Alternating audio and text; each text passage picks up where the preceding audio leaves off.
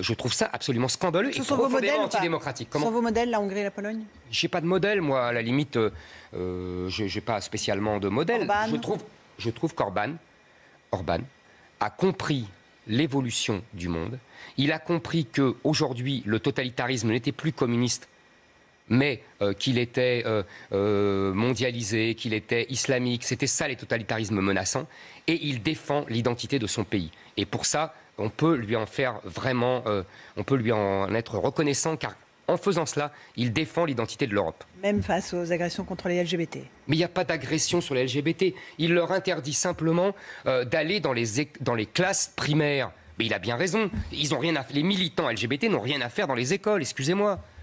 Pour vous, c'est évidemment un sujet tabou. On ne peut pas en parler. Non, c'est pas un sujet tabou, il n'y a pas de tabou. Mais ils n'ont pas à aller faire de la propagande dans les écoles primaires, enfin. Vous êtes mère de famille, moi j'ai des enfants, ça m'aurait énervé qu'ils viennent raconter, de faire de la propagande à mes enfants quand ils avaient 8 ans. Enfin, mais toute la France le comprend, ça. Donc, au collège, on peut.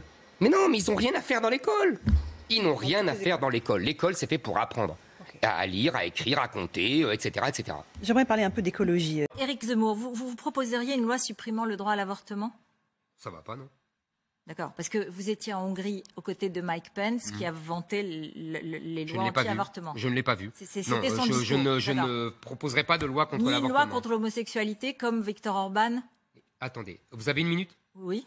Viktor Orban n'a jamais proposé de loi contre l'homosexualité. Il ne veut pas qu'on parle à des mineurs de l'homosexualité. Eh bien, il a bien raison. Les lobbies LGBT n'ont rien à faire dans les écoles. Vous m'excuserez, vous seriez contente, vous, si on venait faire de la propagande LGBT à vos enfants quand ils ont 6-7 ans. Je suis sûr que les Français qui nous regardent sont en désaccord total avec ça. Donc, il a tout à fait raison. Une loi comme ça, là-dessus, oui, il a raison. Les lobbies, quels qu'ils soient, pas seulement LGBT, les lobbies antiracistes aussi.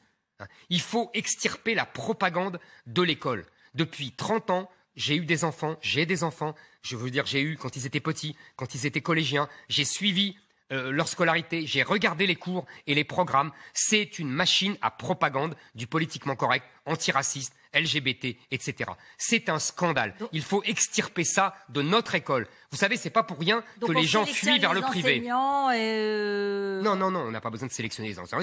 Les enseignants, ils sont sélectionnés par les concours. Bon, c'est pas sur des problèmes idéologiques. En revanche, vous remarquerez que dans beaucoup d'écoles telles Sciences Po, aujourd'hui, on sélectionne sur des critères plus ou moins idéologiques.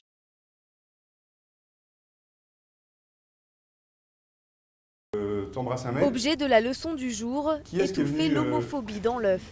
Est-ce que vous pensez que ça peut être illégal d'être homo? Oui. Face à une classe de 4e, ces intervenants partent à la chasse aux préjugés. La majorité des gays traînent avec beaucoup de filles. Ah bon? C'est pas parce qu'on avance dans le temps que les choses s'arrangent. C'est parce qu'on éduque, c'est parce qu'on explique et on est au début seulement des explications sur l'orientation sexuelle. Parmi les élèves, une invitée un peu particulière. À quelques semaines de l'examen du texte autorisant le mariage homosexuel, le gouvernement a pour mission de convaincre même les plus jeunes. Ça veut dire que finalement pourront se marier des gens qui s'aiment même s'ils sont de même sexe, ce qui n'était pas le cas jusqu'à présent.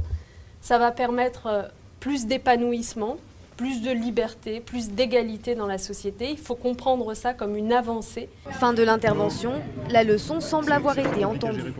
On a appris qu'il ne fallait pas se moquer des gays. Pourquoi? Parce que ça serait nous, on n'aurait pas aimé. Les gays, ils sont normaux. Ils sont comme nous, c'est des êtres vivants, mais qui aiment le même sexe. Malgré cela, le suicide reste la première cause de mortalité chez les jeunes homosexuels.